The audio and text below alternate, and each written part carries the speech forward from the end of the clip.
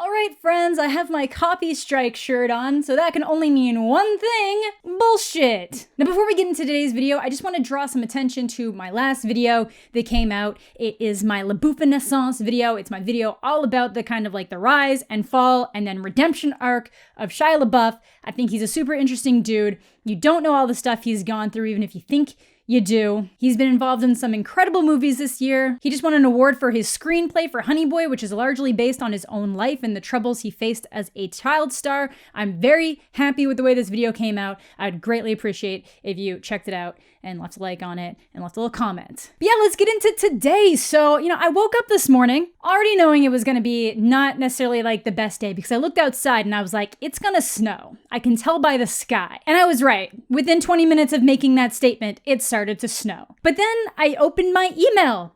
As one does in the morning, you gotta check your emails, check your business and whatnot. I just woke up to a slew of copyright claims from WMG on my 4-year-old Until Dawn videos, all on behalf of KSI. Yes, that KSI. Now, before we get into this a little bit too deep, I want to say that this is not specifically like KSI sitting over a computer being like, yes, I want to flag this person, and especially F this Amanda the Jedi person. I definitely want the absolute no revenue that's coming off of those videos at this point. Because, they're 4 years old, they're horrible quality. It was when I was using a camcorder to record things. Like, it's a fun watch, but it's not necessarily worth claiming. So there's a lot of different theories as to what went into this. Obviously, the biggest one being that he probably recently changed networks. And networks or managers, they basically make sure that all of your content's up to date. They're the people who take care of any kind of like content ID claim for you, so you don't necessarily have to do it yourself. They can help in a lot of other areas, but for the most part, YouTubers have largely determined that networks are not the best people to team with or side with or do anything, but according to Jacksepticeye, something similar happened to him. So it's basically based on his statements that it would have been because KSI switched to a different network or just signed up with a new network. I don't know if that's true yet. KSI did acknowledge the situation, but didn't necessarily say why it was happening. And you might be wondering, wow, KSI answered just you? No, this has been happening to everyone on YouTube. This is probably affecting like half of the people that are on YouTube gaming. If you played any of the video games that KSI has done playthroughs for, your videos probably get hit, and if they haven't yet, they probably will, because my videos actually got hit after he would have acknowledged that he was going to get the whole situation sorted. So, doesn't look like he got it sorted very well. Again, not putting the blame specifically on him. This is an issue that's been ongoing with networks and just the automatic flag system, and this kind of stuff shouldn't be allowed to happen, but it does. And I understand that YouTube's kind of in a tough place, that this is one of the things they need in place. It's a system they need to make sure that people aren't actually violating copyright laws, but this shouldn't have been allowed to happen. Like, the fact that probably thousands of videos were getting flagged in seconds should have been the notification to someone that this wasn't right. And I'm lucky that the only game I played on my channel all the way through from start to finish was Until Dawn. If I had done Dead Space or anything like that, all of those videos would have been hit. There's some people, they got hit so much that they're not even going to bother doing anything about it. So what's probably going to happen is that I've countered the claims. They'll probably be dropped, but you have to individually go through every single one. There was like 13 or 14 Until Dawn videos on my channel, so I had to go through that step every single time to say, this is fair use for my gameplay. This is my video, not KSI's. I had to do that every single time for every single video. Some people just don't have the time to do that, and I'm lucky. I'm one of the lucky ones. This affected a video that I made, or videos, an entire series of videos that I made 4 years ago. Those videos aren't getting views anymore, and if they are, it's like negligible views. They never made me money in the first place. They've probably made like a few cents each at this point. But there are people who have videos that they rely on right now for their revenue being hit with this, and it's not being resolved in a fast way. Like, that's not okay. So like I said, Jacksepticeye did notice that something happened to him too. And it was really quick and easy to see that this was affecting people all over the YouTube sphere. And just why some people might be like, how do you know that it was KSI? So here's just one of the copyright ID claims that I got. So it says video title, Until Dawn, the intro. Copyright content, which means this is the content that it matched, Until Dawn Part 1 gameplay walkthrough by KSI, claimed by WMG, who I'm pretty sure is Warner Music Group. So I didn't even know that Warner Music Group represented YouTubers individually. Again, I don't necessarily know 100% that that's what's happening here. That's just the going theory, and it clearly has to be somebody involved with KSI. Otherwise, this wouldn't have happened. They wouldn't be claiming things because they're matching KSI's content unless for some reason they own that content or they are representing that content. Like, this is clearly such a widespread issue from this exact same network for this exact same person that YouTube should just automatically remove all of those claims on their own. I get that that's not their place and they don't get involved in these disputes, but when someone is abusing their copyright ID system, either knowingly or unknowingly, they should step in and fix it, because it shouldn't be on the innocent creator to have to manually go through and counter sometimes hundreds of videos because someone made a mistake. And this isn't the only area where YouTubers might run into some problems with their revenue and ability to make an income. Recently, there's been a lot of issues between the FTC and YouTube. Obviously, there was the lawsuit that was specifically directed at Ryan's Toys and how they were advertising and marketing to kids, but there was also one specifically to YouTube and how YouTube was collecting